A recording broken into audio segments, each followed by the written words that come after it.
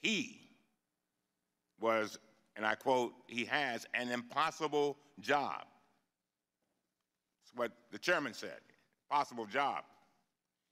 He said, is it impossible to conduct a serious, fact-centric investigation in such a, quote, political environment? I have great respect for the chairman, but on this score, he is absolutely wrong. In fact, it has been done by his own Republican colleagues in the House on this very issue, Benghazi. The Republican chairman of the House Intelligence Committee conducted an extensive, bipartisan, 2-year investigation and issued a detailed report. The Senate Intelligence Committee and the Senate Homeland Security Committee also conducted a bipartisan investigation. Those bipartisan efforts respected and honored the memories of the 4 brave Americans who gave their lives in Benghazi. Ambassador Chris Stevens, Sean Smith, Tyrone Woods, and Glenn Doherty. The problem is that the Republican caucus did not like the answers they got from those investigations, so they set up this select committee with no rules, no deadline, and an unlimited budget. And they set them loose, Madam Secretary, because you're running for president. Clearly, it is possible to conduct a serious bipartisan investigation. What is impossible is for any reasonable person to continue denying that Republicans are squandering millions of taxpayer dollars on this abusive effort to derail Secretary Clinton's presidential campaign. In the chairman's interview, he tried to defend against this criticism by attempting to cast himself as the victim. And he complained about attacks on the credibility of the Select Committee. His argument would be more compelling if Republicans weren't leading the charge. As we all know, Representative Kevin McCarthy, Speaker Boehner's second in command, and the chairman's close friend admitted that they established the Select Committee to drive down Secretary Clinton's poll numbers. Democrats didn't say that. The second in command in the House said that, a Republican. Republican Congressman Richard Hanna said the Select Committee was, quote, designed to go after Secretary Clinton. And one of the chairman's own hand-picked investigators, a self-proclaimed conservative Republican, charged that he was fired in part for not going along with these plans to, quote, hyper-focus on Hillary Clinton, end of quote. These stark admissions reflect exactly what we have seen inside the Select Committee for the past year. Let's just take a look at the facts. Since January, Republicans have canceled every single hearing on our schedule for the entire year, except for this one, Secretary Clinton. They also canceled numerous interviews that they had planned with the Defense Department and the CIA officials. Instead of doing that, they said what they were going to do. Republicans zeroed in on Secretary Clinton, her speechwriters, her IT staffers, and her campaign officials. This is what the Republicans did, not the Democrats. When Speaker Boehner established this Select Committee, he justified it by arguing that it would, quote, cross jurisdictional lines. I assume he meant we would focus on more than just Secretary of State. But Madam Secretary, you're sitting there by yourself. The Secretary of Defense is not on your left.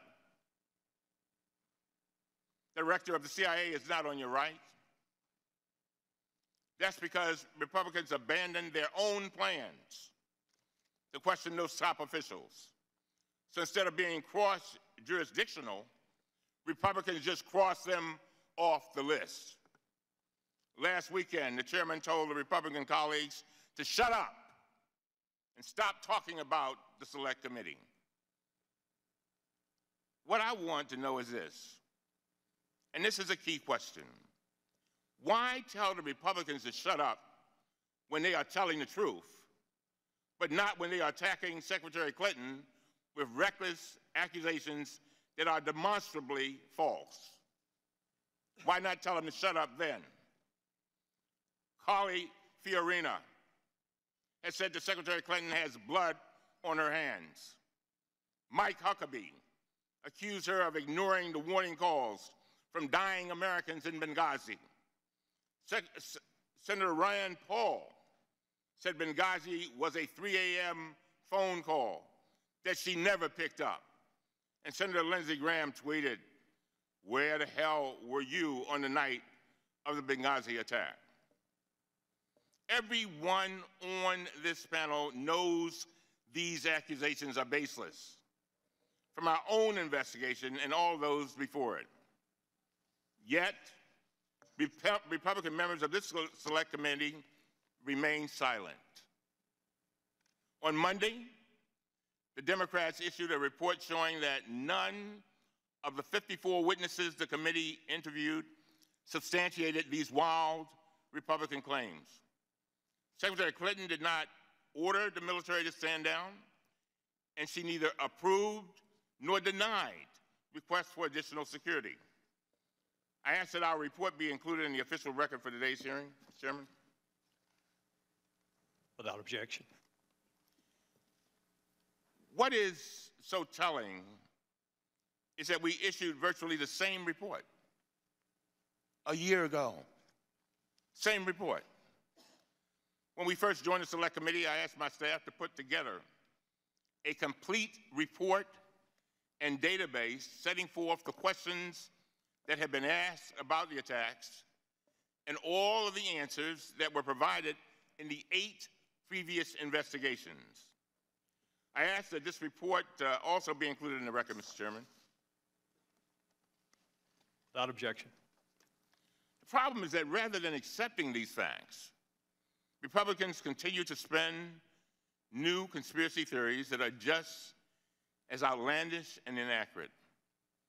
For example, the chairman recently tried to argue that Sidney Blumenthal was Secretary Clinton's primary advisor on Libya.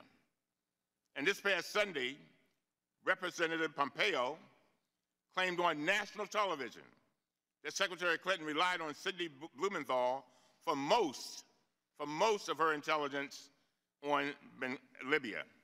Earlier this week, the Washington Post fact checker awarded this claim 4 Pinocchios, its worst rating. Here's the bottom line. The Select Committee has spent 17 months and $4.7 million of taxpayer money.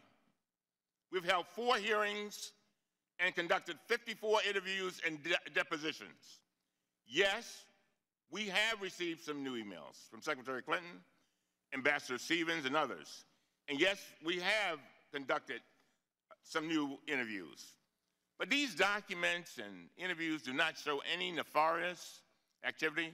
In fact, it's just the opposite.